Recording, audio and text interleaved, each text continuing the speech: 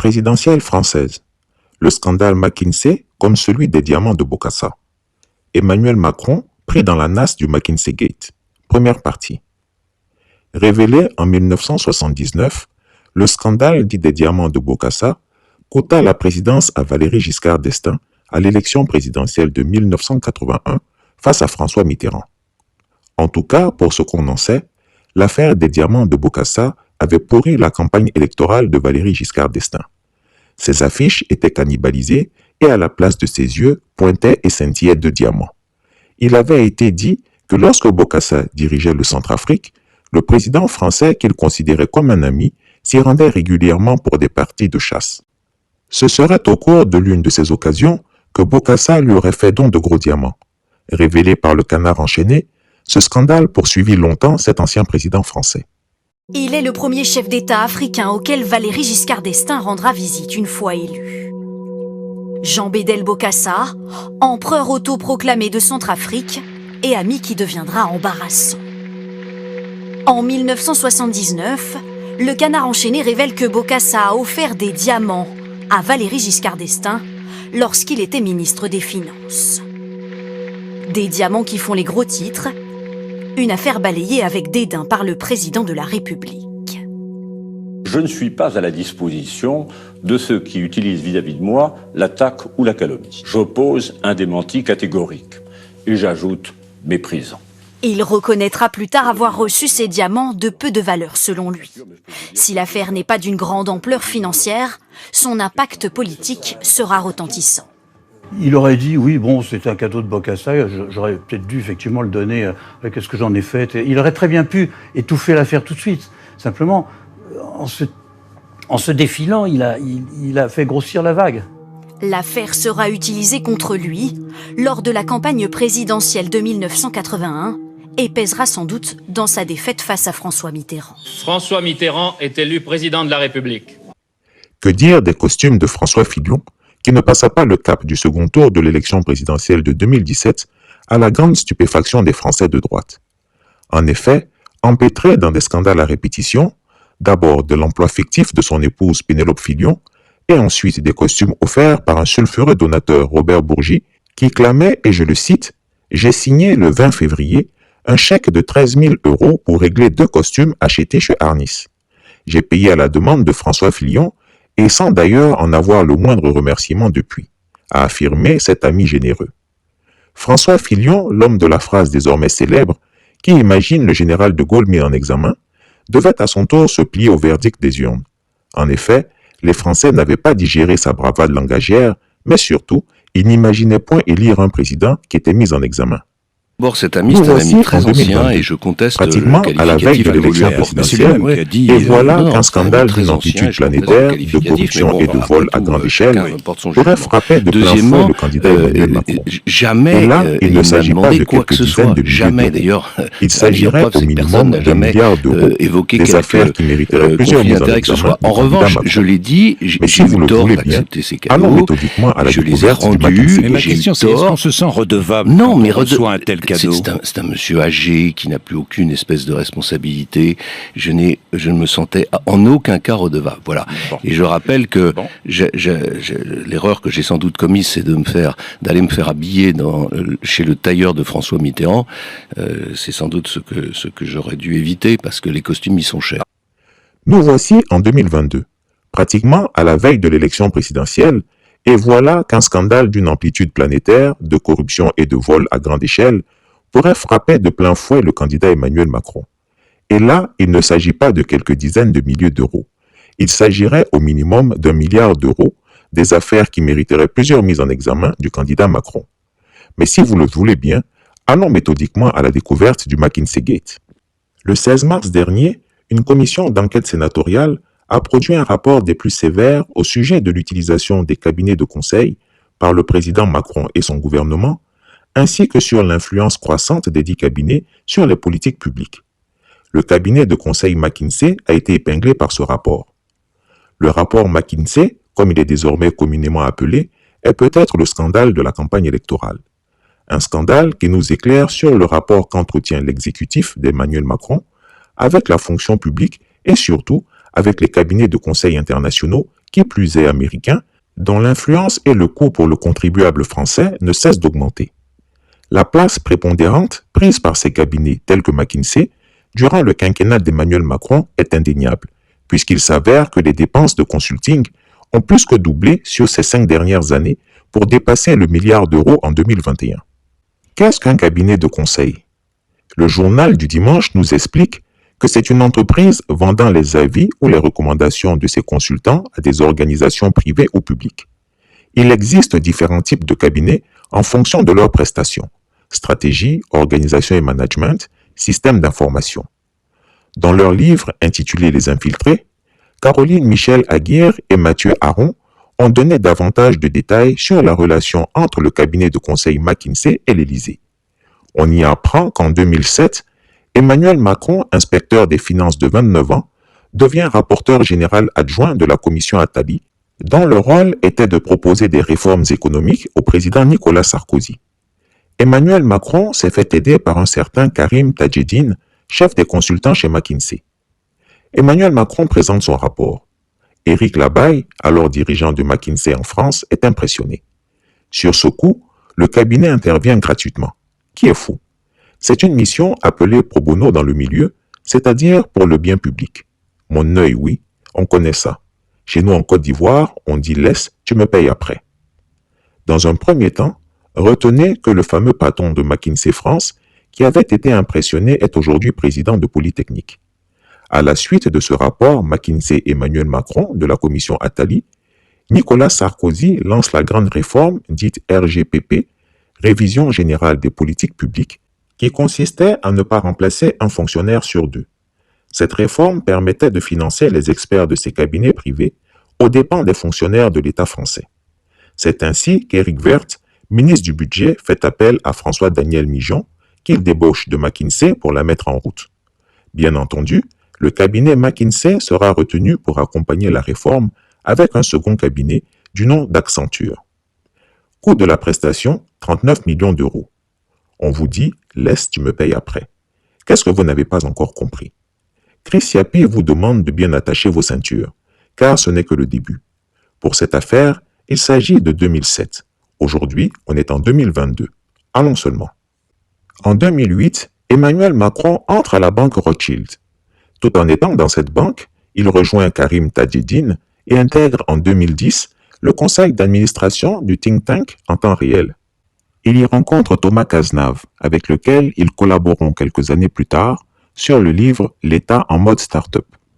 Emmanuel Macron est gérant, puis associé gérant chez Rothschild, et y reste jusqu'en 2012. Et là, patatras, premier scandale financier. En effet, Emmanuel Macron a fait débourser 9 milliards d'euros à Nestlé pour le rachat de la branche nutrition infantile de Pfizer. Retenez le nom de ce laboratoire. Opération pour laquelle il a été grassement rémunéré par son banquier de patron. Par contre, ce qui est surprenant dans tout ça, c'est qu'il n'a rien déclaré de plus à son patrimoine lorsque la même année, il entrait au gouvernement comme secrétaire général. Il n'a donc pas non plus payé l'impôt sur la fortune. Selon Off Investigation de Jean-Baptiste Rivoire, dans son enquête sortie le 29 mars 2022, les honoraires des associés gérants chez Rothschild sont versés pour partie en France et pour partie dans des trusts à l'étranger. Ce journaliste a même écrit à plusieurs reprises à l'Élysée au sujet de la dite rémunération perçue par Emmanuel Macron chez Rothschild, comme le prouve le mail suivant. Bonjour, nous n'avons pas reçu de réponse de votre part à notre mail urgent du 24 mars dernier. Je vous questionnais sur les conditions de rémunération de M. Emmanuel Macron pour le deal Pfizer-Nestlé de 2012, le rachat de la branche nutrition infantile de Pfizer par le géant suisse Nestlé. Des éléments recueillis au cours de notre enquête indiquent que chez Rothschild, les honoraires des associés gérants sont versés pour partie en France, pour partie dans des trusts à l'étranger. Dans le deal Pfizer-Nestlé, M. Macron aurait perçu une part significative de sa rémunération dans un trust basé à l'étranger. Certain que vous comprendrez l'importance de cette demande, je vous serais reconnaissant de bien vouloir demander une dernière fois à M. le Président de la République sa version des faits concernant le montant et le territoire de versement de ces honoraires Rothschild dans le deal Pfizer-Nestlé. Nous avons jusqu'à ce jour 15 heures pour intégrer une éventuelle réponse de sa part. Bien cordialement, Jean-Baptiste Rivoire, of Investigation. Dans le deal Pfizer-Nestlé de 2012, Emmanuel Macron aurait donc perçu une partie significative de sa rémunération dans des trusts à l'étranger. Vous avez dit paradis fiscal? Retenez à nouveau ce nom, nous y reviendrons. En 2016, alors ministre de l'économie de François Hollande, Emmanuel Macron ambitionne de devenir président de la République. Pour ce faire, il crée En Marche. Une dizaine de salariés de McKinsey le rejoignent et travaillent avec lui, notamment sur le recueil des doléances des Français. Un ancien de McKinsey, Guillaume Lieget, est chargé de collecter et de traiter les données. Cependant, c'est le cabinet McKinsey qui a mis en forme le rapport. Les salariés de ce cabinet sont-ils intervenus sur leur temps libre à titre bénévole ou en est encore dans notre « laisse, tu me payes après ». De son côté, même si Emmanuel Macron l'avait nié au début, son ancien employeur, David Rothschild, a bien financé sa campagne de 2016. Le banquier a même envoyé un SMS qui disait « Chers amis, un cocktail dînatoire de levée de fonds est organisé pour Emmanuel Macron le 27 septembre à 20h à la terrasse Martini, 50 avenue des Champs-Élysées. À cette occasion, Emmanuel vous fera part de sa vision et de ses propositions. Cela sera aussi l'occasion de discuter avec lui de façon informelle. Si vous souhaitez vous joindre à nous, pourriez-vous le confirmer en répondant à ce SMS en indiquant si vous serez accompagné? Pour des raisons de confidentialité, nous vous demandons une très grande discrétion autour de cet événement. Une chose est sûre, la facture McKinsey ne figure pas dans les comptes de campagne d'Emmanuel Macron, déposés à la Commission nationale des comptes de campagne et des financements politiques, bien que du personnel McKinsey ait travaillé pour lui pendant de longs mois. En 2017, Emmanuel Macron est élu président de la République française. Dès son accession au pouvoir, il crée une direction interministérielle à la transformation publique, DITP, et place à sa tête Thomas Cazenave, celui-là même avec qui il avait travaillé dans le think tank en temps réel dont je vous ai parlé un peu plus tôt. À la demande d'Emmanuel Macron, président de la République, Thomas Cazenave, qui débarquait tout droit de McKinsey, supervise toutes les missions commandées au cabinet de conseil privé par l'État, telles que McKinsey par exemple. Plus question de faire comme avant, où chaque ministère était responsable de passer ses propres appels d'offres au cabinet conseil de leur choix. Emmanuel Macron centralise tout à son niveau. Mieux vaut avoir l'œil sur qui commande quoi et chez qui. Quant à son compère, Karim Tadjedine, ex-chef des consultants chez McKinsey, il se retrouve directement chargé de ces mêmes missions pour l'État, mais au sein du cabinet américain McKinsey. Les Français parleront d'entre nous. Nous, Ivoiriens, disons, on fait guet juste. Notons que la DITP dispose d'un budget global de 100 millions d'euros pour le quinquennat 2017-2022, et ce, pour les seules prestations de consultants privés. Période de gloire pour les embauches. De jeunes consultants de McKinsey rejoignent le pouvoir, notamment en tant que directeur adjoint du cabinet du secrétaire d'État au numérique, chef du pôle projet de La République En Marche, directeur général de La République En Marche. Éric Labaille, le dirigeant de McKinsey, qu'Emmanuel Macron avait rencontré en 2007, est nommé président de Polytechnique par celui-ci en août 2018. De son côté, l'ancien patron des Jeunes avec Macron, Martin Baumer, est embauché au cabinet McKinsey en 2020. Il finira accusé de harcèlement sexuel. Mais quel est donc ce cabinet conseil qui a pignon sur rue aux Champs-Élysées, dont la filière française a fait près de 330 millions d'euros de chiffre d'affaires en 2020, soit environ 216 milliards de francs CFA, et qui ne dépose jamais ses comptes au tribunal de commerce. Tenez-vous bien, le siège social de McKinsey et Compagnie France Inc. n'est pas à Paris, dans cet immense immeuble qu'il occupe sur les Champs-Élysées, mais aux États-Unis. Où aux États-Unis? Eh bien, dans le paradis fiscal interne, sise dans l'État du Delaware. McKinsey et Compagnie France Inc. a-t-il des bureaux aussi beaux que ceux des Champs-Élysées? Non. Les bureaux de McKinsey et Compagnie France ne sont qu'une boîte aux lettres implantée dans un immeuble le long d'une route en pleine campagne à Wilmington dans l'État du Delaware, l'État de Joe Biden, le nouveau président des États-Unis, relève le journal Le Monde. Là-bas, McKinsey doit régler un forfait fiscal symbolique de $175, soit 104 000 francs CFA. L'autorité de tutelle de la DITP a pourtant assuré que McKinsey est en règle avec l'administration fiscale française, alors qu'en réalité, elle ne verse rien du tout. Je vous invite, messieurs London et Tadjedine, à prêter successivement serment de dire toute la vérité, rien que la vérité. Levez la main droite et dites « je le jure ». Je le jure. Je le jure. Auprès de quelles entités en France ou ailleurs sont domiciliés les contrats de travail de vos collaborateurs travaillant en France, votre chiffre d'affaires et vos bénéfices réalisés? L'ensemble des contrats de travail est porté par cette société de droit français et l'ensemble du chiffre d'affaires est porté par cette société de droit français. Est-ce que ça signifie que vous êtes soumis aux impôts français comme n'importe quelle société? Bien sûr, Monsieur le Président. Et je le dis très nettement, nous payons l'impôt sur les sociétés en France et l'ensemble des salariés qui travaillent sont dans une société de droit français qui paye ses impôts en France. On a donc vérifié, en procédant à une réquisition de documents à Bercy, le cabinet McKinsey n'a pas payé l'impôt sur les sociétés en France depuis au moins 10 ans, alors que son chiffre d'affaires sur le territoire national atteint 329 millions d'euros en 2020.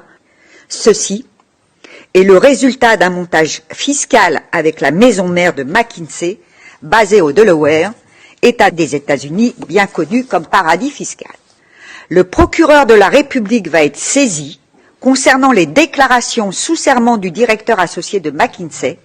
Il reviendra au parquet de poursuivre les investigations.